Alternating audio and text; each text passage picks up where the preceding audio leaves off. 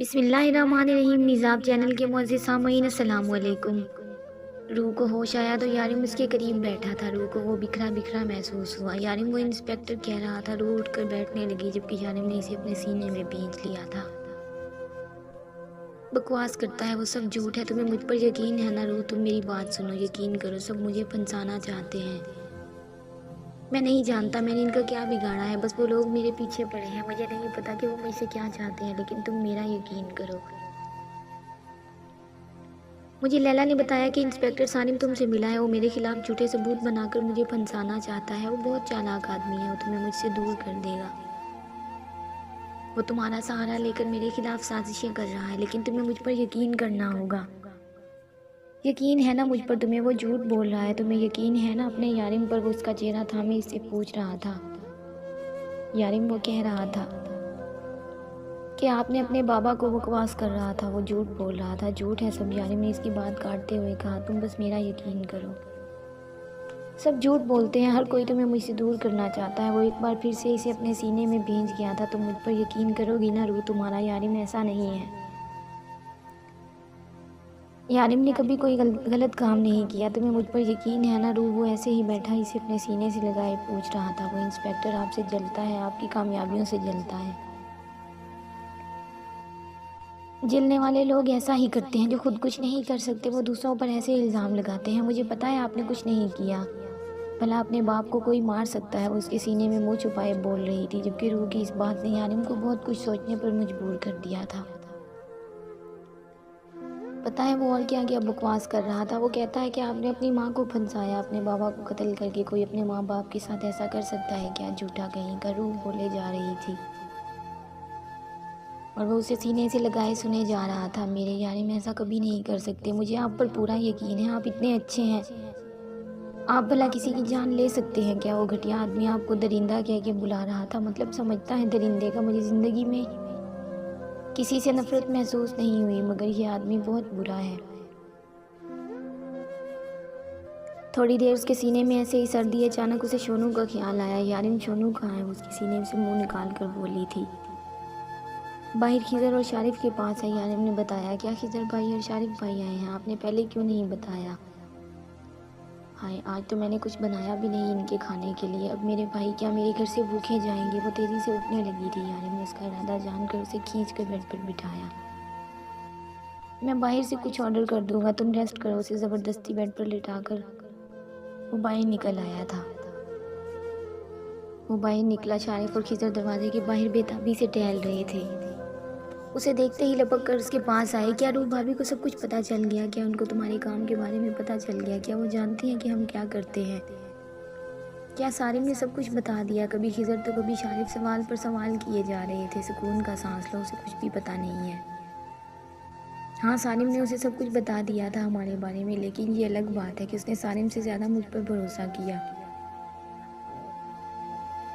मैंने उसे बता दिया है कि ये सब झूठ और इल्ज़ाम के अलावा कुछ नहीं है। सारिम मुझे फंसाना चाहता है। उसे मेरी हर बात पर यकीन है।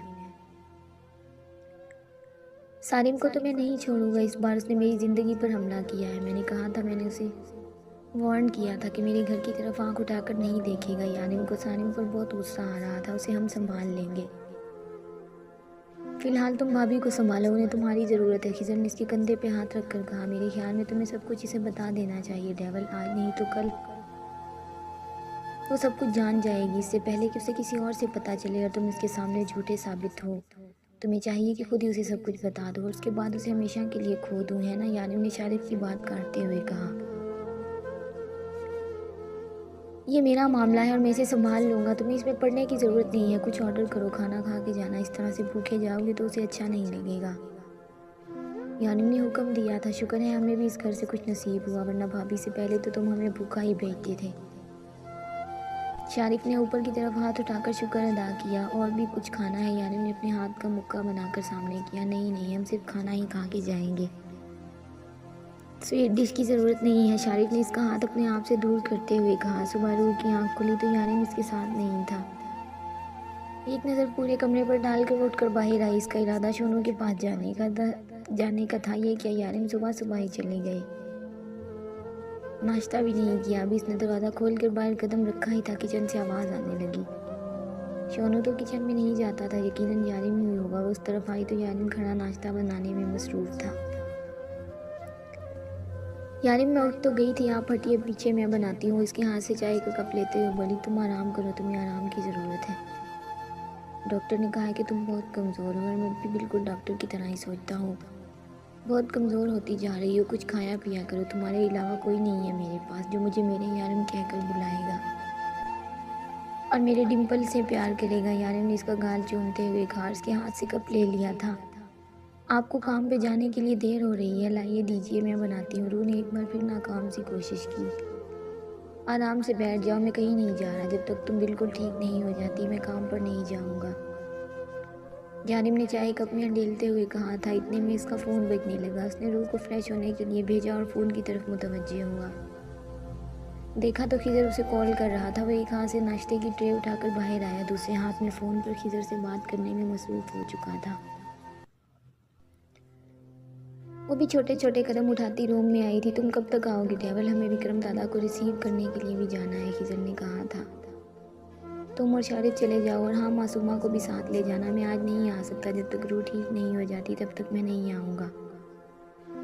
डेविल, ये तुम क्या कह रहे हो? तुम्हें पता है विक्रम दादा तुम्हारे भरोसे पर यहाँ आए हैं, तुम एयरपोर्ट रिसीव करने भी नहीं जाओगे, कितना बुरा लगेगा उन्हें। खिजर ने परेशानी से कहा था। मेरी बात सुनो खिजर, रूह से ज़्यादा मुझे कोई इम्पोर्टेंट नहीं है, और रूह की तबीयत ठीक नहीं है, मैं नहीं आ सकता, तुम संभाल लो सब। वो इतना कहकर फ़ोन बंद कर चुका था, जबकि रूह मुँह हाथ धोकर वापस आई। बैठो और खाओ। यार ने इसके लिए कुर्सी घसीट कर इसे बिठाया था और इसे अपने हाथ से नाश्ता करवाने लगा। यारिम, आपके वालिदैन कहाँ हैं? नाश्ते के दौरान अचानक सवाल पर यारिम के हाथ रुके, फिर उसके चेहरे पर खोजती नज़रों से कुछ देखने लगा था, लेकिन वहाँ सिवाय भरोसे के और कुछ ना था। फिर संभल कर बोला, मेरे बाबा की डेथ हो चुकी है और माँ पाकिस्तान में रहती हैं। मैंने बहुत कोशिश की उन्हें यहाँ ले आऊँ, लेकिन वो यहाँ नहीं आना चाहती। उन्हें अपना वतन बहुत अजीज़ है। यारिम के लहजे में अपनी माँ के लिए प्यार ही प्यार था।